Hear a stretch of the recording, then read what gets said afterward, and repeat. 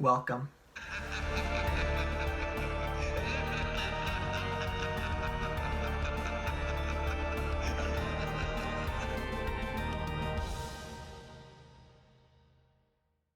Bojack Horseman was released from 2014 through 2020 and was created by Raphael Bob-Waksberg. It stars Will Arnett and is about a washed-up celebrity from a sitcom in the 90s who wants to become relevant again, so he hires a ghostwriter to write an autobiography. So this was a show that I've always seen in commercials before, whenever the new seasons were coming out, and I just thought it was so weird. I was like, why is there a horse talking? Why are there animals walking amongst people? What is even happening? And I never watched it, but my friend Andrew kept on telling me, you have to watch Bojack Horseman. You have to. So many times, and after like many months, I gave in and decided to watch it. And I'm really glad that I did, because this show is really good, and it handles a lot of serious topics that aren't very brought up in mainstream media. It's mostly talked about, but never in the form of a comedy that could take things very seriously, and where you could get, you could kind of see who you relate to, and there's just so much to this show that was really wonderful and so nice to watch, instead of some of these brain dead sitcoms that we get on TV now. Like, I think one of them, Be Positive or The Neighborhood, stuff like that. Who cares about that? Bojack Horseman is fantastic. Let's talk about it, because it is very good. So in terms of my first positive, of course I'm gonna have to say the animation style is really good. Whoever made it, I don't know her name, but you could flash her name on the screen now, Tina, with a little picture of her.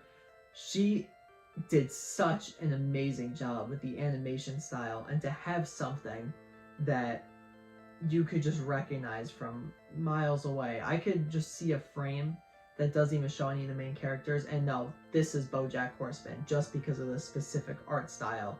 And that says a lot when you have such an iconic look to a show. I mean, let's look at South Park. Such an iconic art style that you could just see a little frame of it and just automatically know it's South Park. It's the same with Bojack Horseman. You will automatically recognize the art style. She just did a fantastic job with it. And that's definitely the first pro that I want to say. My second positive would have to be the message and the different messages throughout the show. There are so many important topics that are discussed throughout the runtime of each episode and throughout the entire show. I don't want to give up all of them, because there are so many good ones that you'll see a lot of times comedians try to be exploitive with a specific topic, and none of this ever feels very exploitive. It feels like they will make a little bit of a joke about it, but it's always grounded in seriousness. Like, this is actually a serious topic.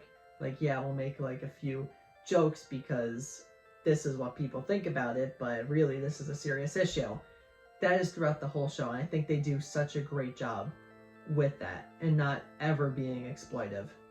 And I think that because of that, a lot of people are able to relate to this show, are able to relate to different characters, which is a big positive, finding a character that you could see yourself in. I mean, personally, I saw myself in Mr. Peanut Butter. I don't know why, but I just really gravitated to him. He was the character that I felt the most alike out of all of them. But that doesn't mean that different tendencies from different characters I also didn't relate to.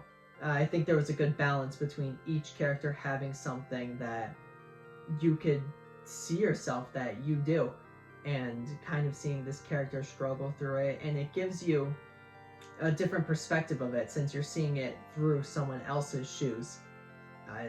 It just does a great job in doing that, and I saw myself watching something and be like, oh my god, like I did that.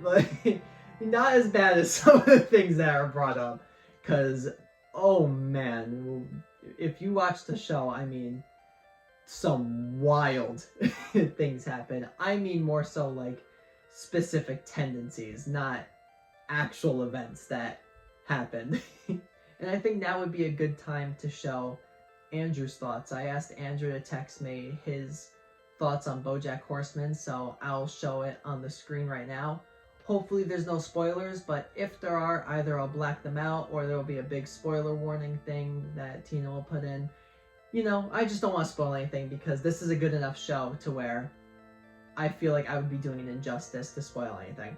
In terms of cons, I mean, I really have to nitpick to be able to find a big con that I have with this show, and I never found a con that was really, really big. I think for just something to bring up, the show doesn't wrap up in the neatest ball, but I also think it was intentional that it wasn't. So take that as you will, but to kind of continue off of that, the 6th season, because the show is only 6 seasons long, and the 6th season was the final season, it feels like they were rushing a little bit of the development for specific characters because they knew the show was going to end. And it's unfortunate. We see it in a lot of shows. I mean, you can name any show that you love and you could see that. So that's why I don't really see it as a big nitpick, but I do like to bring it up. And I do want to say that there are so many great episodes that are just so enjoyable to watch, but you do get very emotionally invested within the show. So I would suggest that you don't binge watch it because you'll end up in a pretty dark place if you're binge watching it. But I'd say watch a few episodes at a time, take some breaks in between because it's heavy. The show is very heavy hitting, and although it is a comedy, there are some very heavy hitting points. And to add on to one little last con, the switches between comedy to a very serious conversation wasn't always done the best. There was sometimes a little bit too much comedy in specific moments. Of course, I'm not going to spoil anything, but there's a moment in the 5th season. I really don't want to spoil what it is, but there's a moment there that I wish that they stayed completely serious and they decided to just end it with a joke, which I get why, but I don't know. It was a little bit of a letdown for me that they just tried to get one last quick gab. So overall, I'd give Bojack Horseman a 9 out of 10, and I do recommend it. It is a great show, but if you deal with issues like depression, anxiety, all of that, I just say watch a little bit of it. If you don't like it or it's a little bit too real for you, then to stop watching, it's okay. But if you would like to see it through someone else's shoes, I definitely recommend it. So thank you everyone for watching this review, and be on the lookout for more reviews in the future. The next one on the channel is going to be The Hollow, so be on the lookout for that. But let's flash forward to the next review.